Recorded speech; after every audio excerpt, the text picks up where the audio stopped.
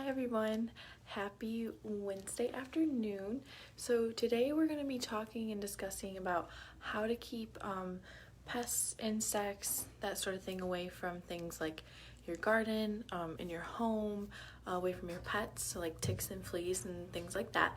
So we're going to talk about natural ways to do those things because unfortunately a lot of the products, the conventional products that you find out in the stores or out on the shelves nowadays are very toxic for our bodies.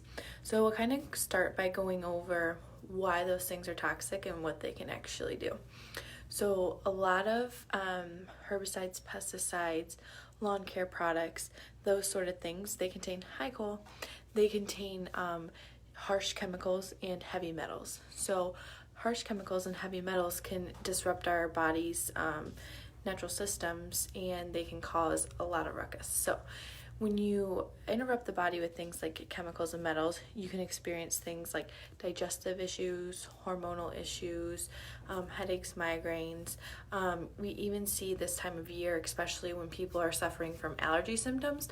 A lot of times what can happen is the pesticide or herbicides that they're actually breathing in is what's bothering them, not the things coming from the plants or the trees and things like that. So heavy metals and toxins and chemicals from those herbicides, pesticides are a big issue. So we want to avoid them as much as we can, and we want to instead use more natural products that are not going to be harmful to our health.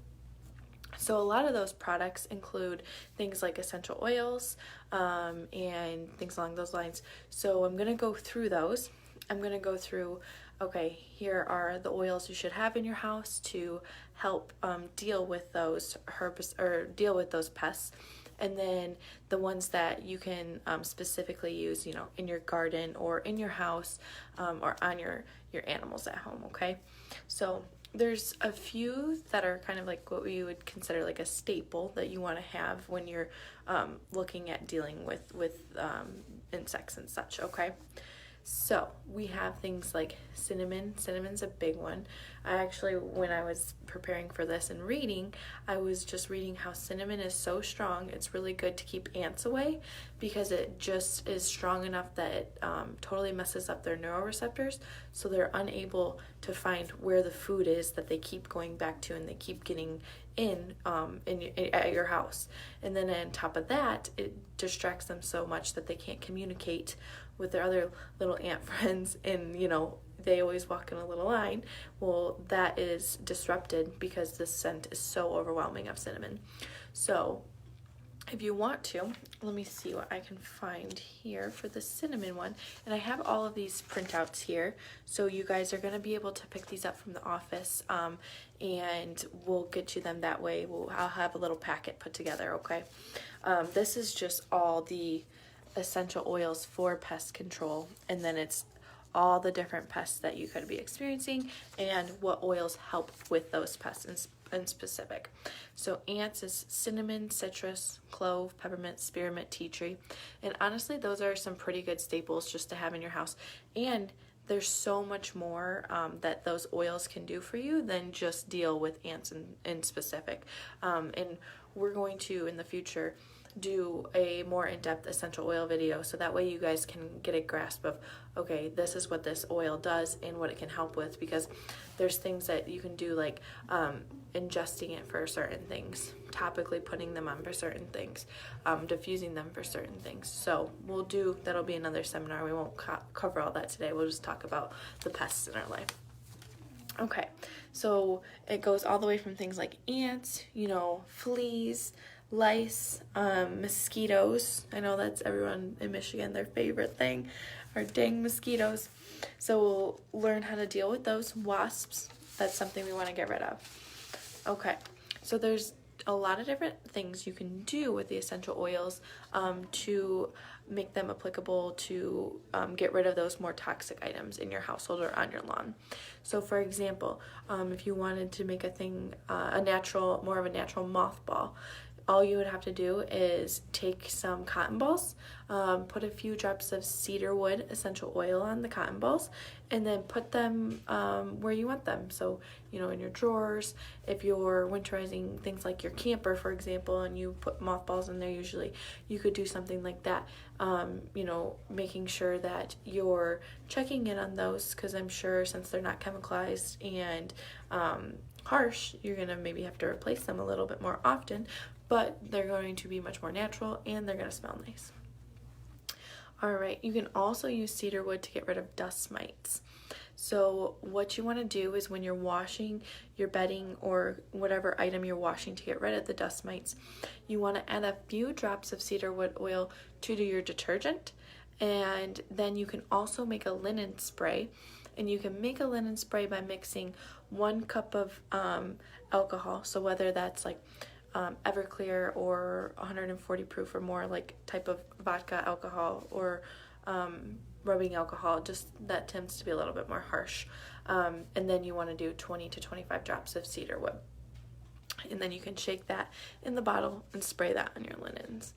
All right, here's one to keep the wasps away. So for wasps, what you want to do is in a spray bottle combine water with a few squirts of dish soap, so preferably a cleaner brand of dish soap, so that you're getting the chemicals from that. And then you want to do several drops of cinnamon, peppermint, and geranium. And then you want to make sure you shake it well, and then just spray it where the likely places are that wasps are building nests around your home. So with all of these recipes, you want to make sure that when you put them in the bottle, every time before use, you are shaking them well, because the oils will more than likely separate from whatever diluent you're using, especially with water. They'll separate, like, if you put olive oil in water, it separates. That'll do the same thing with the essential oils. So you want to make sure you're shaking them well before you use them. All right. Next, we have a nice basic bug spray recipe. So you want to go ahead and take a 4-ounce spray bottle. So it's really nice, get a small amber glass bottle, so that way you can put it in your purse, take it with you places. You can have it at home. And then what you can do is do 2 ounces of witch hazel, 2 ounces of distilled water, and then, so basically, just half and half. You can eyeball it. You don't have to necessarily measure that out.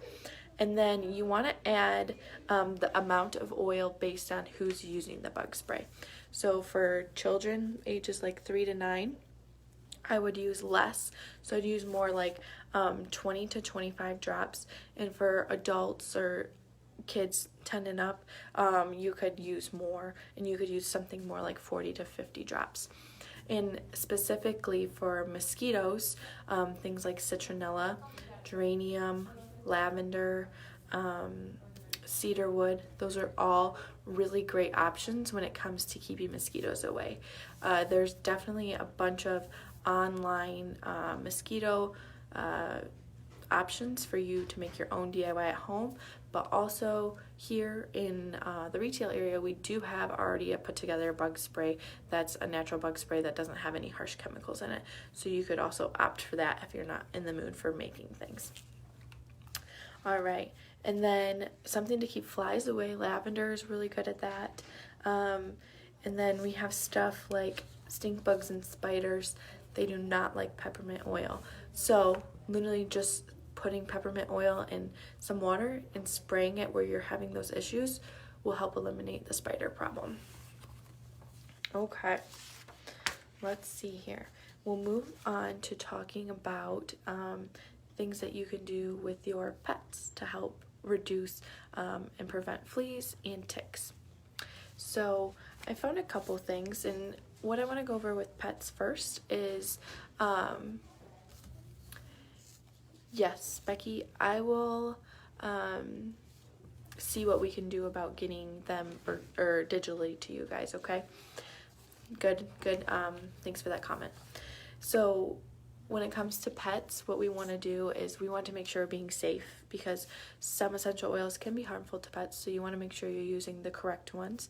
And just remember, dogs, animals in general, their sense of smell is much stronger than ours. So we do not need to use as much of the amount as we do when it comes to ourselves. So keep in mind that you want to keep it a lower amount, and you want to make sure that they're safe for your animal in particular. And that kind of goes over, like, there's the tips for the safety precautions on this sheet. It's all laid out for you. So when you are using it, you want to be mindful of a couple of things. So make sure you're diluting your essential oils when you're using them on your pets. And I'll go through what that means specifically here in a bit. You want to apply it in a breezy or ventilated area. So that's important because, you don't want it to be too heavy on your animal. Make sure it's just getting the right amount. And then you want to avoid spraying in the face area at all. All right, so what I mean by carrier oil, things like coconut oil, jojoba oil, and avocado oil are really great carrier oils. And all that's going to do is just help dilute the essential oil a little bit. So that's important so that it's not too potent for your animal. You can mix things like a water and one of those oils to help out with the dilution of that. So you want to use about 5 to 10 drops with about 80 to 90% of a diluted carrier oil. And then when I was reading, one of the websites was like, let your dog or your animal, smell, kind of put the bottle by them, smell the oil, and kind of just sense their general reaction to it. If they seem super offended, then maybe specifically that's not something that your animal is very fond of. You might not want to use that. If they seem okay with it and there's no adverse reaction when you do let them smell it, then that should be something that's okay for them to use, and you should be safe using that product with them. Okay, so a few oils in particular that help with animal and pet safety when it comes to ticks and fleas. I have a good list here. So rosemary essential oil is a great one to use. So with rosemary, it helps repel fleas, and it helps with flea bites, so healing them. So if your dog does get them and they're very irritated and under stress with those, you can actually use some oils to put on there to help heal the wounds. So what you want to do is you want to go ahead and just put the rosemary on their actual collar, it's saying. So, dilute it. So put it with an oil, and whether you put like in a spray bottle or a pump, your choice. I would just put it on your hand and then go ahead and wipe it around the collar area. You could also add these things to your dog shampoo, which is a super easy way to do all of this. So you could add in the shampoo would be the dilutant in this, so like you wouldn't have to worry about adding anything except for the oil to the shampoo. So you could do 5 to 8 drops of rosemary oil added to the shampoo, and then this is going to help repel fleas, and it's also going to help heal any flea bites that might have already occurred. And then you could also just make your own spray. So you could add 5 drops of oil to a water mix, and then you could spray your pet's coat lightly, and you can also choose to diffuse this oil in your home. Neem oil. So neem oil helps repel fleas and ticks. Neem is what you want to dilute a little bit. So you want to dilute, 1 drop of neem to 10, I guess you could just like eyeball it in 10 drops of water or 10 drops of jojoba oil. So you could do like 1 drop of neem, 10 drops of coconut oil, or 10 drops of jojoba oil, and then you can massage that into the skin. So that would be something that would be super diluted that you would be able to actually massage into the skin. And then also take in consideration too, like the size of your animal. If you have a little Chihuahua versus, a big Labrador Retriever, then you're going to be able to use a little bit more when it comes to the bigger dog versus a smaller animal. All right. And then also what you can do is you can add the neem to the shampoo again. And when you're using these options, you want to, the recommended times you want to use that a week. If you want to put it in their shampoo, I would say 2 to 3 times a week you want to be making sure you're applying this, whether it's through the bath or through the spray. You want to make sure that they're getting it a couple times throughout the week. All right, and then rose geranium oil. So geranium is a good one to keep away bugs in general. They just don't like the smell of it. It's very strong, and you can use this, and you can do 1 drop behind each shoulder blade of your animal and 1 drop near the base of the tail. So again, very light, not too much going on there. All right, and then we have another little sheet here. These are very helpful. All right, so let's see. Okay, we have lavender oil. So lavender is really great for repelling ticks as well. And apply, you want to add 5 to 10 drops to your dog's shampoo. So that's another shampoo one. Lavender is a very soothing, a very mild one. So that's why it's a little bit more, but you shouldn't have an issue with that one at all. Lemongrass is really good at repelling fleas. So apparently it is unpleasant for fleas to smell lemongrass. Who wouldn't know? So when you want to, how you want to use this is just, again, make your own spray.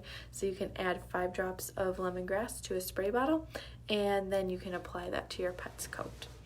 All right, let's see, we have cedar oil. So cedar oil repels and kills fleas and ticks. So cedar oil or cedar wood would be the oil that you would be looking for.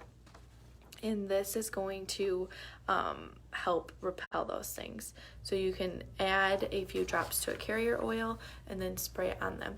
If you're going to use, do the sprays like with the carrier oils versus the bigger sprays with the water, I would suggest getting like the smaller 4-ounce or 2-ounce amber bottle, and then doing like a jojoba or a coconut oil for your carrier oil.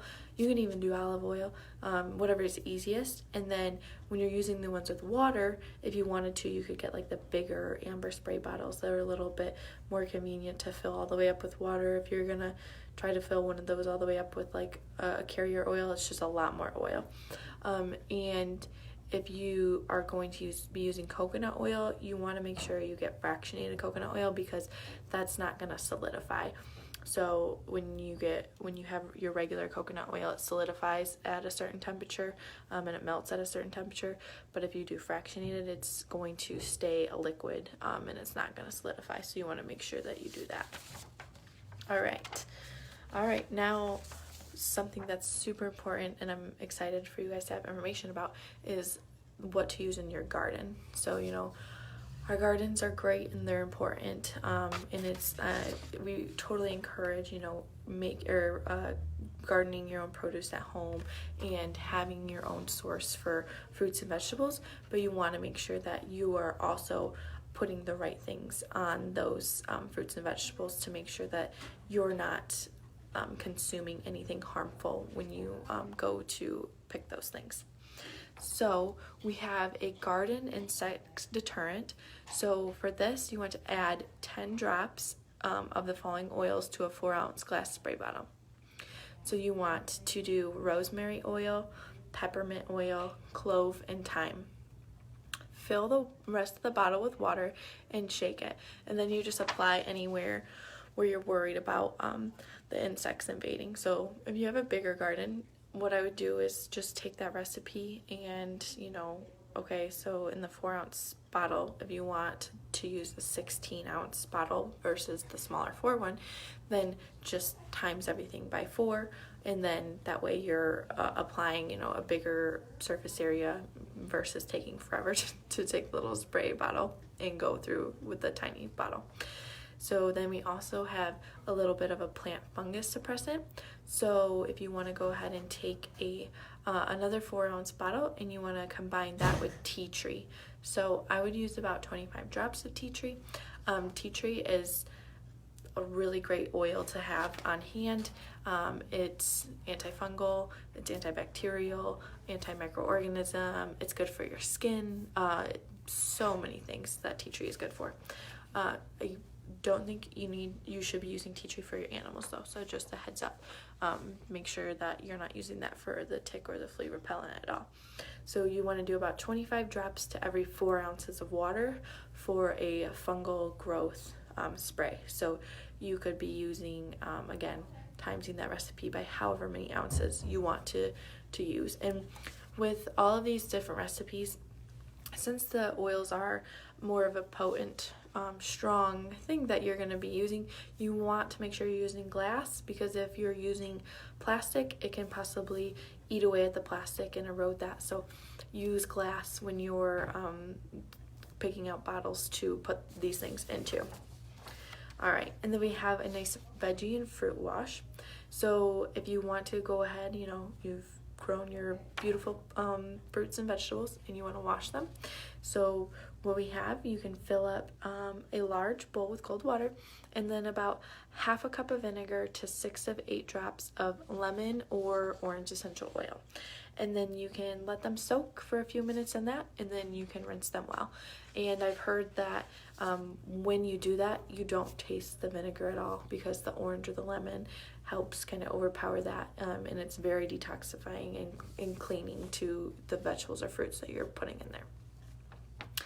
All right, and then for our flower people out there who love to raise beautiful flowers, we have a little bit of a pollinator attractor. So if you're trying to attract bees to your flower beds or your baskets or anything like that, what you can do is you can, in a 4-ounce glass bottle, you can fill it up, and then you could do 6 to 8 drops of orange, and then shake this up, and then you can put it on the buds, and this is going to help attract bees to help pollinate your flowers. All right, so that covers a lot of the things that I had printed out for today. Like I said, we'll be making sure that you guys get handouts, and here in the office when you come in, we can have them ready for you. I'll work on getting those out digitally as well and see what we can do about that. It may be a thing that we can send out via email, or possibly print off some stuff to post on Facebook as well. But I hope you guys learned something, and that you can go home and make these great things at home and use them instead of the harmful chemical products that we tend to lean towards. But let's keep ourselves safe, keep our animals safe, and have a great summer. And if you guys need anything from us, we are open normal hours. And cool. Okay, do you know which oils are okay for dogs and which aren't? So I can get a list for you guys. We can do that. I will what I'll do is I'll just print out a list that's helpful, or the ones that are harmful for animals, because there are quite a few that animals should be avoiding. So we'll get a harmful list out, and then you'll know the other ones are okay to use. For sure, the ones that I listed are okay. So we had the rosemary, the neem, and the geranium. Yep, lavender, lemongrass, peppermint, and the cedarwood. So those are good to use. But in regards to the negative ones, I can get a list on that too. I'll write myself a note and we will get that out to you guys. And then as far as your lawn care goes, it would be the same thing as, your garden. You want to be using natural sprays. You can use the insect repellent for your garden. You could easily use that on your lawn if you're trying to keep fleas away, or if you're trying to keep ticks away from your lawn. You can use any of those tick repellents to put onto your lawn too. There's plenty of things that you can do, like different make your own candles and whatnot. That's a big popular thing you can do too. And then very funny, John, you cannot use Roundup. And then you can also go ahead and make your candles. We actually have new candles in the office that have lemongrass in them. That would be a really great option for just putting out, you know, when you have company over, out on the porch, out in the backyard, when you go camping. We do have those lemongrass candles available here. It would be a good insect repellent. Just thought of that. Everyone come grab a candle. All right, so if you guys need anything from us, we're here. I hope that you enjoyed this and you learned something, and we will talk to you next time. All right, thanks. Bye.